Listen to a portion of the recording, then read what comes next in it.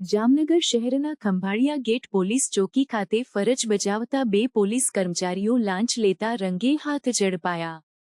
Gujarat anti corruption bureau ACB દ્વારા એક operation હાથ ધરવામાં આવ્યું હતું, જેમાં સહાયક police inspector ASI Yuvrajsinh Gohil અને હેડ કોન્સ્ટેબલ પુષ્પરાજસિંહ જાડેજા સામે કાર્યવાહી કરવામાં આવી.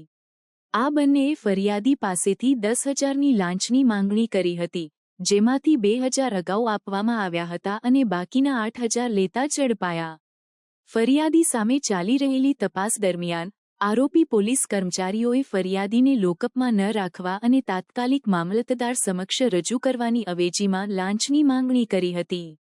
આ અંગે ફરિયાદીએ એસીબીનો સંપર્ક કર્યો હતો, જેના આધારે એસીબી દ્વારા છટકો ગોઠવવામાં આવ્યો હતો. આ ઓપરેશન દરમિયાન બંને આરોપીઓ લાંચ સ્વીકારતા ઝડપાઈ ગયા.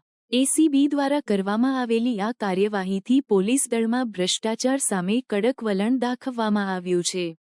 આ ઘટના એ સૂચવે છે કે ભવિષ્યમાં પણ આવા ભ્રષ્ટાચારના કેસોમાં કડક પગલાં લેવામાં આવશે. જામનગર શહેરમાં આ પ્રકારની ઘટનાઓ સામે લોકોમાં જાગૃતિ અને ભ્રષ્ટાચાર વિરોધી અભિગમ વિકસિત થવો જરૂરી છે.